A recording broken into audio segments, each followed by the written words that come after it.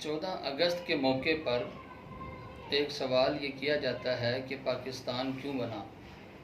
جب ملک پاکستان کی تاریخ کو ایک تاریخ کا طالب علم پڑھتا ہے یا سنتا ہے کہ اس پاکستان کے لیے کتنے لوگوں نے قربانیاں دی ہیں، کتنے نوجوان بھائیوں اور بہنوں کا خون بہا، کتنے خاندان اس کے لیے لٹے ہیں، کتنے علماء نے قربانیاں دی ہیں، تو ایک سوال ذہن میں آتا ہے کہ آخر اس کے بنانے کی وجہ کیا پیش آئی، بنیاد کیا تھی؟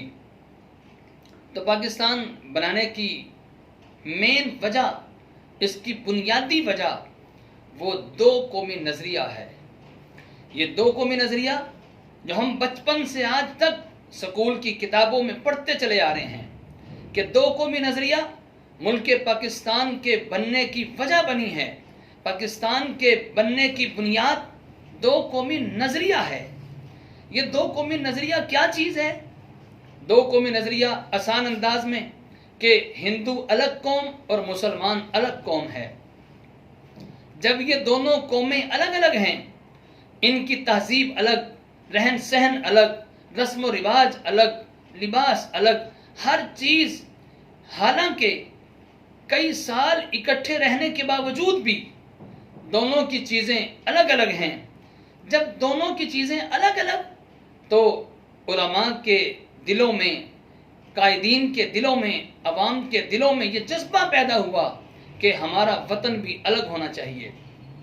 سب سے پہلے دو قومی نظریہ پیش کرنے والے مولانا اشرف علی تھانوی کہ جنہوں نے 1928 میں دو قومی نظریے کا اظہار کیا، جنہوں نے یہ بات اپنے مریدین اور شاگردوں کے سامنے بتلائی کہ جب ہم ہیں قوم الگ الگ تو ہمارا دل چاہتا ہے کہ وطن بھی الگ ہو، جہاں پر اسلامی قانون کو نافذ کیا جائے، ہم اسلام کے مطابق آسانی سے زندگی بسر کر سکیں، زندگی گزار سکیں۔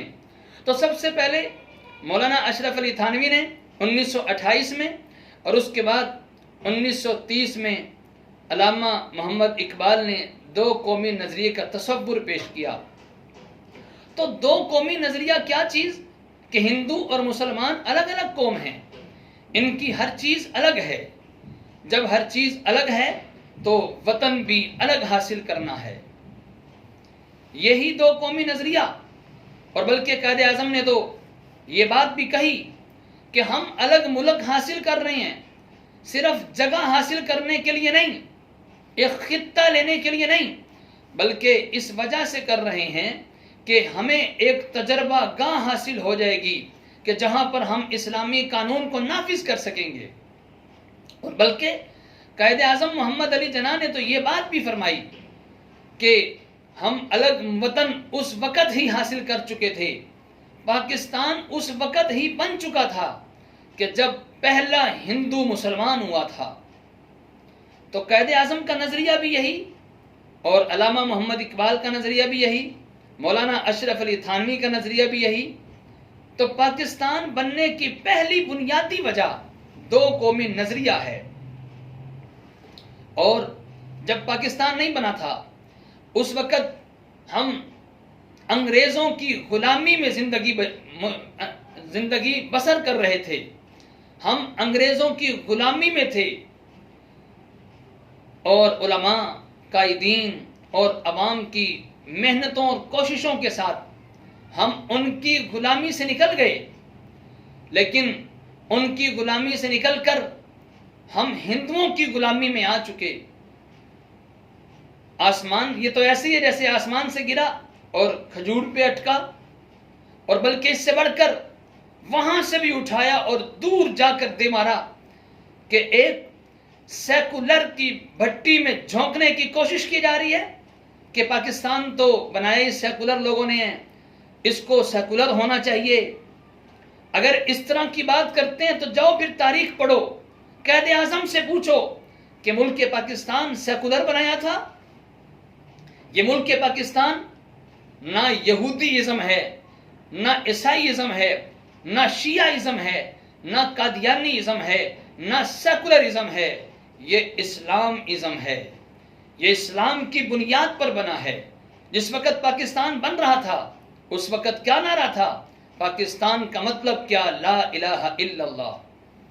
اگر قائد اعظم کا ذہن اس ملک کو سیکولر بنانے کا تھا تو پھر قائد اعظم نے مغربی پاکستان میں جھنڈا لہرانے کے لیے علامہ شبیر احمد عثمانی کو کیوں کہا؟